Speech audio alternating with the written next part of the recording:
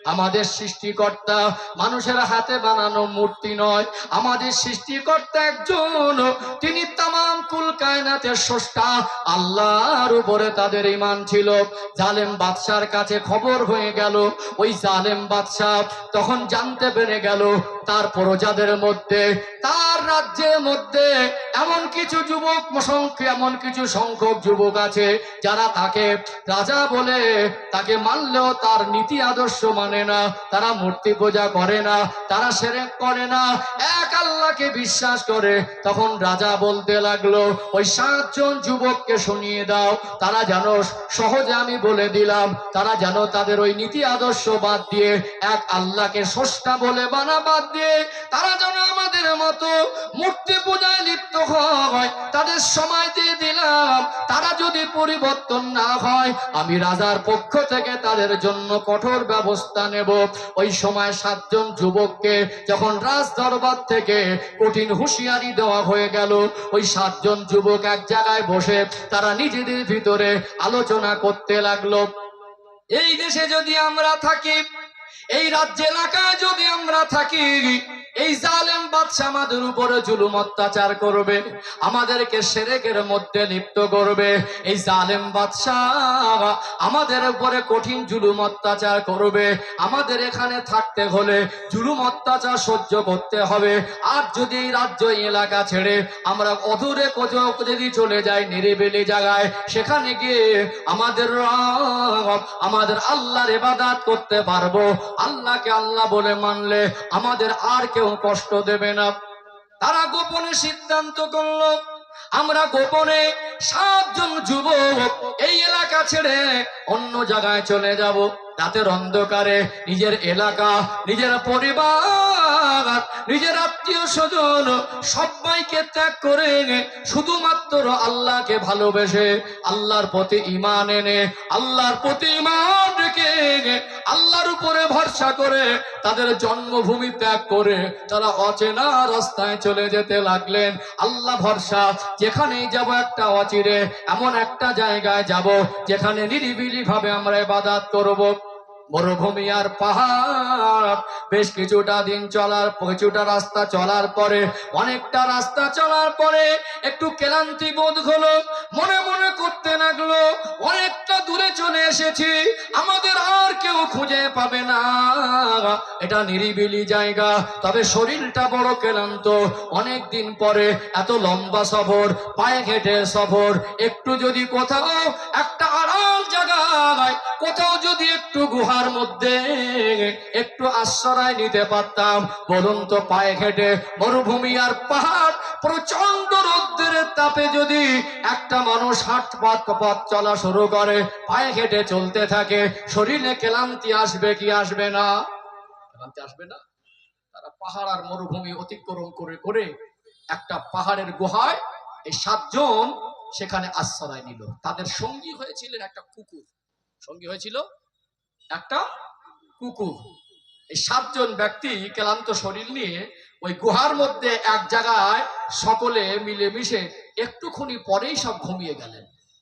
এই ঘুমটা এত লম্বা ঘুম ছিল, এই ঘুমটা একটানা 309 বছর ঘুমের মধ্যে আল্লাহ কাটিয়ে দিয়েছিলেন। জোরে বলুন, প্রাণ খুলে বলেন, কলিজা ভরে বলেন, নারায়ে তাকবীর।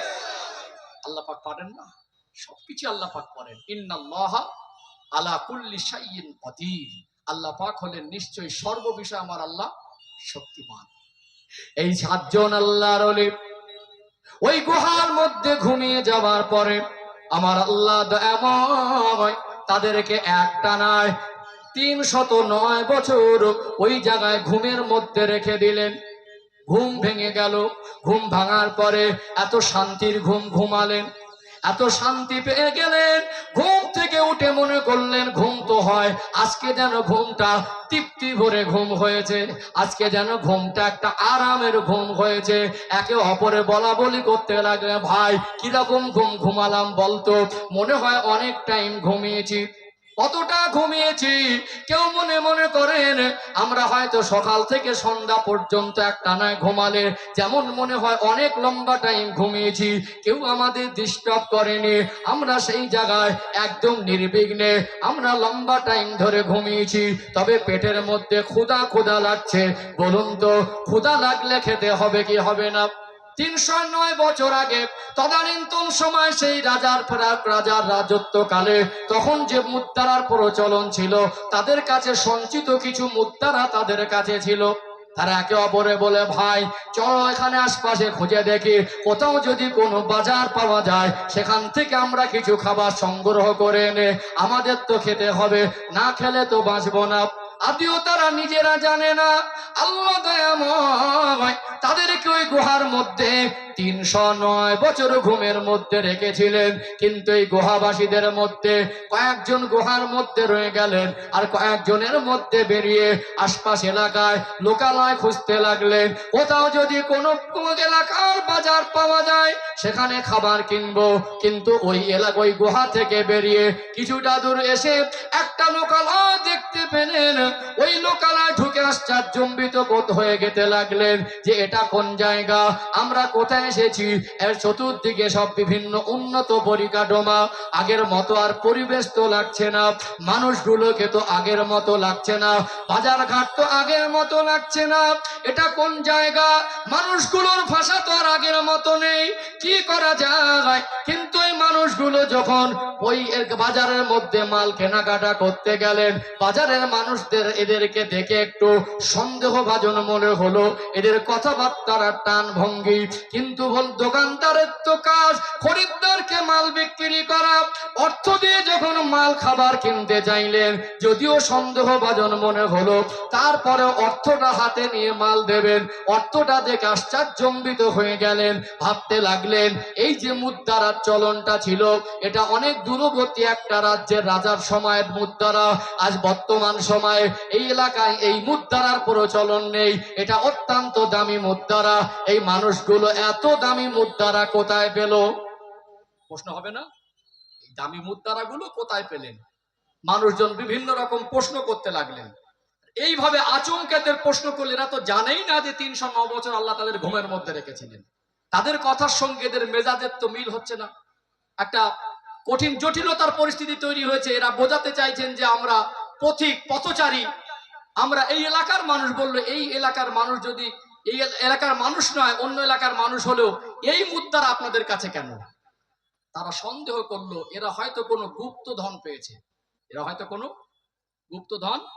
আর একটা কিছু মানে ঘটনা ঘটে গেলে সেটা দ্রুত ছড়িয়ে যায়, লোকজন জমা হলো, কথায় কথায় ছড়িয়ে গেল, খবরটা কান কান রাজ দরবারে পৌঁছে গেল। যে এলাকায় বাজারে খাবার কিনছিল ওই এলাকার রাজার কাছে পৌঁছে গেল। রাজার কাছে এরা এদেরকে নিয়ে যাওয়ার পরে এদেরকে জিজ্ঞাসা করলে এদের জীবনের হিস্টোরি, ইতিহাস এদের কাছ থেকে শুনতে লাগলো। তো যখন এদের হিস্টোরি, ইতিহাস বলতে শুরু করলো যে আমরা ওই রাজার সময়কালে আমরা এক আল্লাহর ইবাদতকারী হিসাবে জালেম বাদশাহ রাজা আমাদেরকে এক আল্লাহকে মানতে দেবে না বলে আমরা এক আল্লাহর ইবাদত নির্বিঘ্নে যাতে করতে পারি, এই জন্য এলাকা ছেড়ে আমরা অচেনা পথে বেরিয়ে এসেছিলাম। আমরা একটা গুহার মধ্যে ঘুমিয়ে পড়েছিলাম, আমরা উঠে ক্ষুধার্ত মনে করে খাবার কিনতে বেরিয়েছি। এই মুদ্রাই প্রমাণ করে দিল কম বেশি 300 বছর আগেই মুদ্রার চলন ছিল। আমার আল্লাহ তাদেরকে হেফাজত করেছিলেন। জোরে বলুন সুবহানাল্লাহ।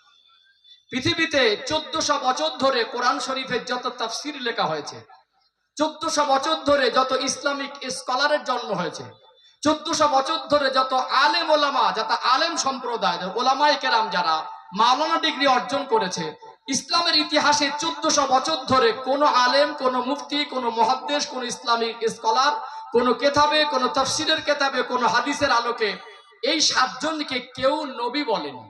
এই 7 জন যে নবী ছিলেন এটা কেউ বলেনি। এরা কি? আল্লাহর ওলি। এটা কি? আল্লাহর ওলি। আল্লাহ ওয়ালাদের জীবনে আল্লাহ চাইলে অলৌকিক কিছু আল্লাহ ইচ্ছা করে ঘটাতে পারেন। আর আল্লাহর ওলিদের ঘটনা আল্লাহ কোরআন শরীফে সূরা নাজিল করে আমার রাসূলকেও শুনিয়েছেন, উম্মতকেও বুঝিয়ে দিয়েছেন। অর্থাৎ আল্লাহ নিজেই তো আল্লাহর ওলিদের আলোচনা কোরআন শরীফে করেছেন। বলুন সুবহানাল্লাহ। আপনার সেই চোখ নেই তাই, আপনার সেই নিরপেক্ষ বিবেক বেঁচে নেই তাই আপনি অজ্ঞতাবশত মূর্খতাবশত শয়তানের ধোকায় গোড়ামি করতে গিয়ে আপনার অল্প বিদ্যা ভয়ঙ্করীর ফল আপনি যেটা বুঝেছেন ওটাই ঠিক মনে করছেন, আর পৃথিবীতে আর যা আছে সব ভুল মনে হচ্ছে। এটা মূর্খামি ছাড়া আর অন্য কিছু, মূর্খামি ছাড়া আর অন্য কিছু নয়। আপনি যেটা আছেন ওটাই সহি, ওটাই ঠিক, আর পৃথিবীতে যা আছে সব জাহান্নামী, সব বাতিল, সব বেকার। এটা আপনার মূর্খামি, এটা অল্প বিদ্যা ভয়ঙ্করী, তারই একটা প্রমাণ। আমার কথা কি বুঝতে পারছেন? আল্লাহ আমাদের বোধ শক্তি দেন, কমের ভিতরে ঐক্যবদ্ধ হওয়ার তৌফিক দেন, মতনৈক্য মত পার্থক্য থাক, কাঁধে কাঁধ মিলিয়ে চলার তৌফিক দেন। আমরা আল্লাহর ওলিদের মানি, আমাদের বানানো কথায় মানি না, কোরআন হাদিস ভিত্তিক মানি, আজও মানছি, কালো মানবো। এ মানা আমাদের আল্লাহ শিখিয়েছেন, রসুল শিখিয়েছেন, কথা ঠিক না বেঠিক? তাহলে এই অল্প বিদ্যা ভয়ঙ্করী না? কে আপনার পিছনে কি বললে আপনি তা গালি দিতে যাবেন? যাবেন না। এই জন্য বলবো, ভুকনে ওয়ালো ভুকেগা, চলনে ওয়ালো চলেগা। ও ভুগছে, ওকে ভুগতে দেন, আমি চলছি, আমাকে চলতে দেন। ওর পিছনে ওর মতো এক অপদার্থ নাদানের সঙ্গে বিতর্কে জড়ানো, গালাগালিতে জড়ানো আমার কাজ, আপনার কাজ না। আল্লাহ আমাদের বাকি জীবন সুন্নাত তরিকায় আল্লাহ এবং রসুলের দেখিয়ে দেওয়া সঠিক পথের উপরে চলা তৌফিক দান করেন, বলেন আল্লাহুম্মা আমিন। কেউ আপনাকে ভুল বোঝাল আর আপনি ভুল বুঝে আরেকজনকে গালি দেবেন, এটাও ইসলাম নয়। আল্লাহ আমার কওমকে হেফাজত করেন, কওমের ভিতরে আল্লাহ ঐক্যবদ্ধতা দান করেন, বলেন আল্লাহুম্মা আমিন। আলোচনায় কষ্ট পাচ্ছেন নাকি? কি করে রাগ করছেন? ইসলাম উগ্র হতে শেখায় না, নম্র হতে শেখায়। ইসলাম ঝগড়া করতে শেখায় না, ইসলাম ঝগড়া মেটাতে শেখায়। ইসলাম শত্রুতা করতে শেখায় না, ইসলাম ভালোবাসা দিতে শেখায়।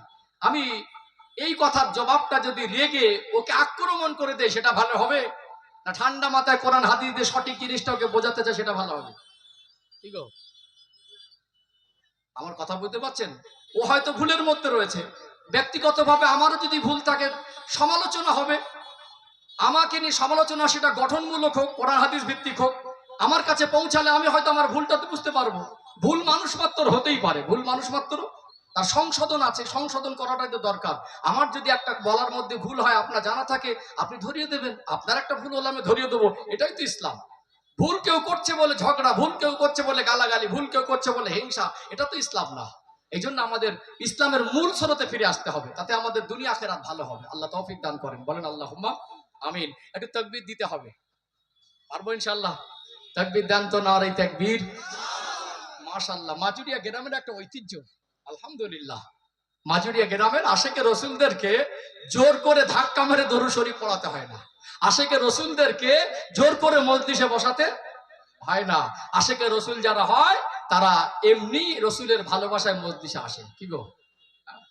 আচ্ছা বলুন, শুধু কি আল্লাহর ওলির ভালোবাসতে হবে? গ্রামের ইমামটাকে ভালোবাসতে হবে না? আলেমটাকে ভালোবাসতে হবে না? নিজের বাপকেই ভালোবাসতে পারে না, তো ইমামকে কি করে ভালোবাসবে? নিজের মাকে সম্মান করলো না, ওর মতো অপদার্থ আল্লাহর ওলিকে কি সম্মান করবে? ও তো বোঝেই না মোমেন কি। যে মোমেন সে আল্লাহর ওলি। ও তো স্কুলে যায়নি, ও তো ওই স্কুলে যায়নি। আল্লাহ আমার কওমকে বুঝদান করেন। তো আপনার আশেকে রসুল, আমরা আশেকে রসুল, সেই আশেকে রসুলের হৃদয় ভরা একটা আওয়াজ দেন তো, নারে তাকবীর। মাশাআল্লাহ, আরেকটু প্রাণ ভরে নারে তাকবীর, নারে রিসালাত, নারে তাকবীর। আলহামদুলিল্লাহ। একটু দরুদ শরীফ না পড়লে মজলিসের হক আদায় হয় না, আর দরুদ শরীফ না পড়লে রহমত বর্ষণও হয় না। দরুদ শরীফ পড়ে নিয়ে, আমার হাতে এখনো 35 মিনিট সময় আছে, কমেনি। ঈদের বিষয়ে আলোচনা করবো, মনে আছে তো ইনশাল্লাহ? ঈদের অর্থ কি? ঈদুল ফিতরের অর্থ কি? ঈদের দিনের কি আনন্দ আল্লাহ আমাদের ইসলামের মধ্যে দিয়েছেন? ঈদের কবে থেকে প্রচলন হয়েছে? ঈদের আনন্দ কি আর করণীয় কি? ঈদের আমল কি আর বর্জনীয় কি? এটা আমি আধা ঘন্টার মধ্যে কমপ্লিট করবো ইনশাআল্লাহ। আলোচনা বুঝতে পারছেন তো? মাশাআল্লাহ। একটু দরুদ শরীফ পড়ে নেই, আবার আমি আমার আলোচনার মূল স্রোতে ফিরে আসবো ইনশাআল্লাহ। একটু মহব্বতে দরুদ শরীফ। আল্লাহুম্মা সাল্লি আলা। পানি ছিল না?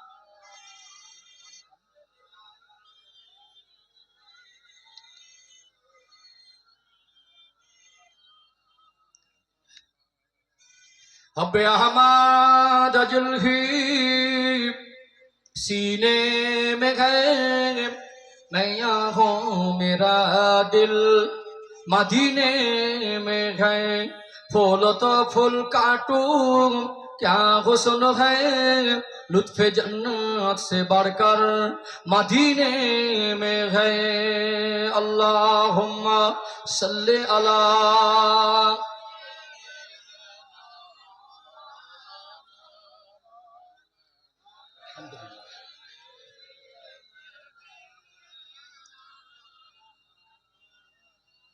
इन हवाओं से कह दो न आए इधर मुझको खुशबू की कोई जरूरत नहीं जिनके खुशबू से महका सारा जहां खुशबू नबी के पसीने में है अल्लाहुम्मा सल्ले अला